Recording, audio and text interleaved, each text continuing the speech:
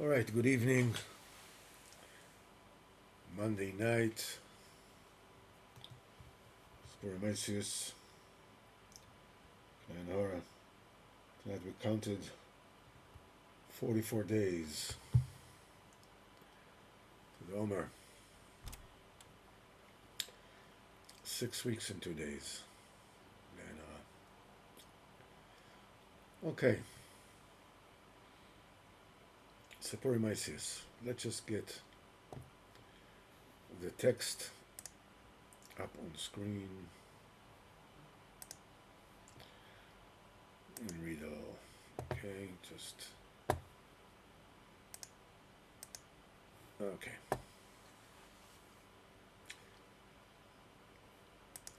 So we are holding at the point where the lame son grasped that side, of the diamond. It's written there, whoever grasps that side will be transported to the path from which all the paths branch out. So he grasped that side and was brought there. And we said he placed his feet on the path, whose dust was healing for the feet, and was immediately healed. It says he then went and took dust from all the paths, being that he was exposed to the exchange between the sun and the moon, which is the das and the emuna. Now he knew how to recognize every path where it was leading to.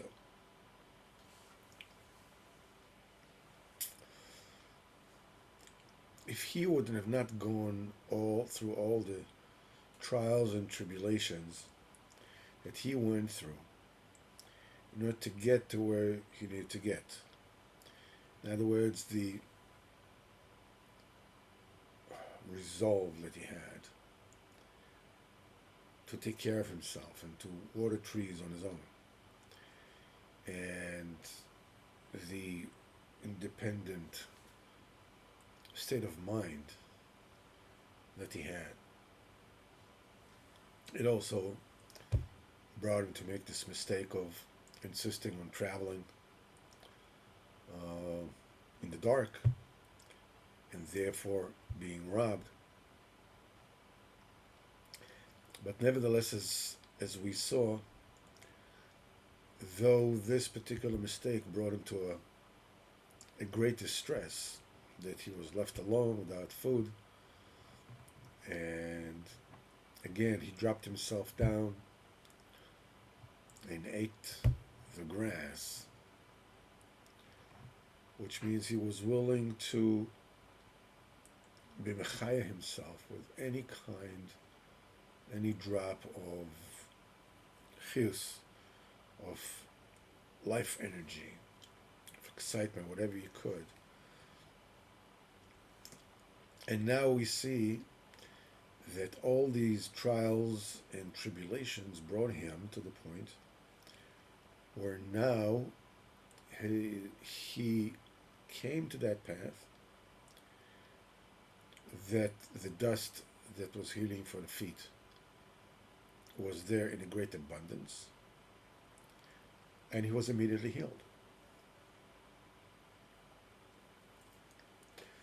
As we will soon see, what happens when somebody gets delivered without having to go through all the trials and tribulations. He then went and took dust, here, right here, and took dust from all the paths and made for himself bundles. He packed the dust from the path of the righteous separately, and the dust of each of the other paths separately, and he took them with him. This is a remez that there is a need. There's a need for everything in the quest of a person, as we shall soon see.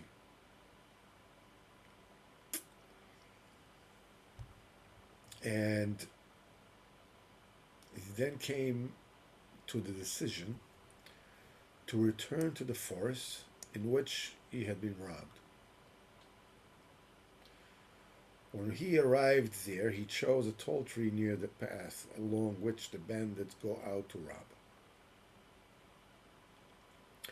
He took the dust of the righteous and the dust of the insane and mixed them together and spread them on the path. And then he climbed up the tree and sat there to see what would happen to them.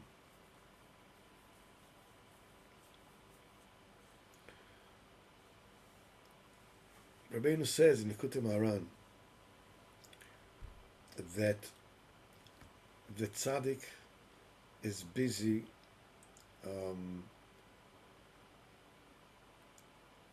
searching for all the avedis, all the lost and founds that people lose.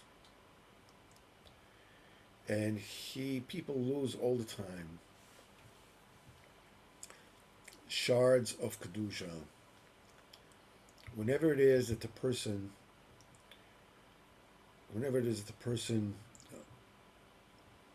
either forgoes an opportunity to do something that he needs to do, or else does something that he should not be doing, at that point in time he is losing a shard of kedusha. This is kol avedus. Now, we are basically walking around like, like sieves. They say that, I once read an article about dogs. How dogs like bloodhounds or whatever it is can find people that were lost. They say, well, people really would not like the idea of how it sounds. But the thing is that we shed, dead cells and all kinds of detritus from ourselves that we walk. We are like, in Peanuts Pigpen, was going around and there's a dust of dirt being schlepped behind him. Physically, it is happening to us. This is what the dogs smell, being that they have a very sensitive nose. But that's not the only thing that we shed. We shed opportunities.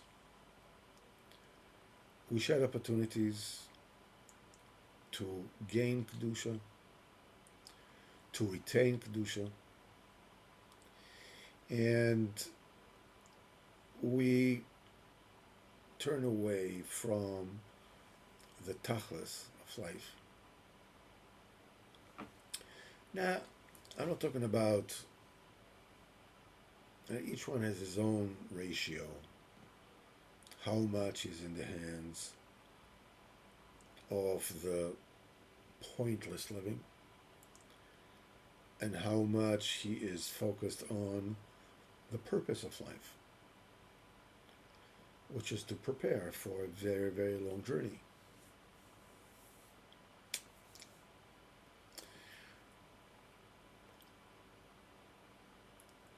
The tzaddik is looking for all those lost and founds, all those pieces of kedusha that were lost. Rina explains. And when the people come to him, whether it's in Rosh Hashanah, like Boim Meron, or whatever it might be, so the tzaddik returns all the shards that were lost. But nevertheless, it says the tzaddik has to ascertain that the person is not a liar. This is in the laws of the Torah of Vedas and Mitzias. Whenever it is that you find something, if somebody comes to you and says, "Listen, I lost. I heard that you found the watch. I lost. This. I lost the watch." You're supposed to ask him for simonim. You ask him for details that you can recognize that really is his. And the ascertaining that the tzaddik does before he gives you back those things that you lost is not because the tzaddik doesn't know that these shards of kedusha fell from you. He knows it very well. So the question is, if he knows it, what am I talking about? To check if he's a liar, he's not a liar. He knows this is me. What's there to check? The answer is, as we are going on the path of getting closer to Kadosh Baruch Hu, Bezrat Hashem, what happens is that we keep on refining our level of truth. We keep on getting a clearer look on the things that we deny. Many times to the point that we can't even see them. So there are, like,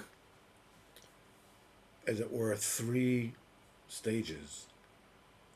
There are the things that we realize.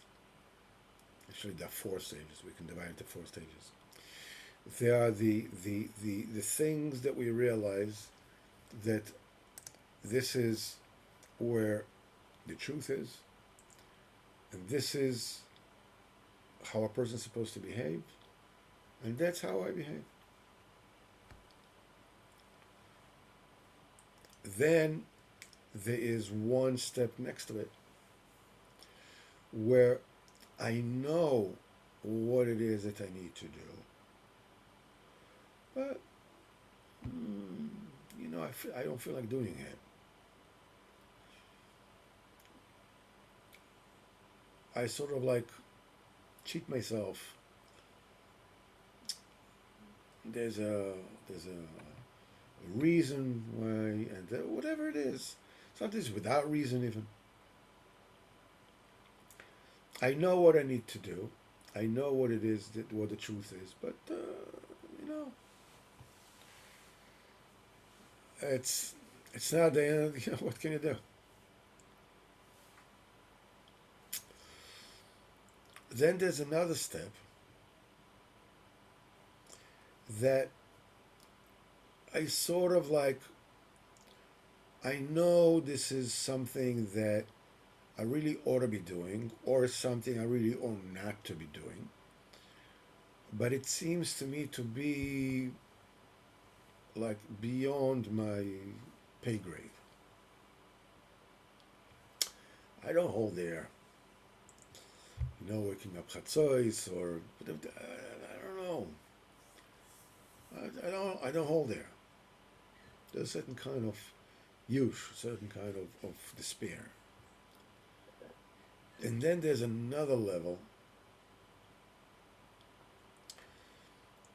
of denial that I don't even recognize that I live in a lie. I'm not even aware of it. The process of refining our personality, our neshamas, is where we sort of like move the marker, and that things which are true, that truth that we are aware of and we apply onto ourselves, you know, takes over, a chunk. Until now, I knew it was the truth, but I allowed myself a little leeway, I gave myself enough rope to hang myself, as it were. Shemilva. So there's a lot of things that determine where it is that I draw the line. It says, listen, that's it. Whenever I'm Chal Shabbos, you nuts. And I go to rob a bank. What are you talking about? You know, you know, look where I'm supposed to look, or think what I'm up to think. Sometimes yeah, sometimes no. As you develop and you go through Avodas Hashem, you are able to move the marker on, and the more things that you realize that's the way that I should behave, and that's the way that you behave. And those areas that you know what the truth is, but you allow yourself shrinks. But what happens also is that there is an overall effect that a it gives you a different kind of view of who you are. So that level of truth, that level of Avodas Hashem that until now was in your mind something which is it's meant for people who are much better than you. That's not you. Let's not kid ourselves. So, being that you already made a move and you have cut off a certain chunk, of the things that you allow yourself, and you say, no, I don't allow myself this. It gives you a different view of who you are. You look at yourself differently. And when you start to look at yourself differently, inevitably what happens is it removes the veil of the truth that you don't even see. And suddenly you get a glimpse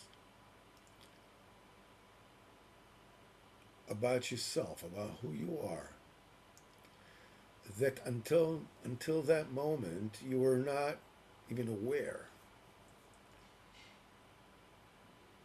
that you were totally off a left field.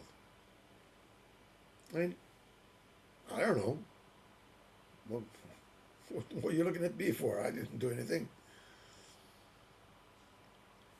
Totally oblivious. What?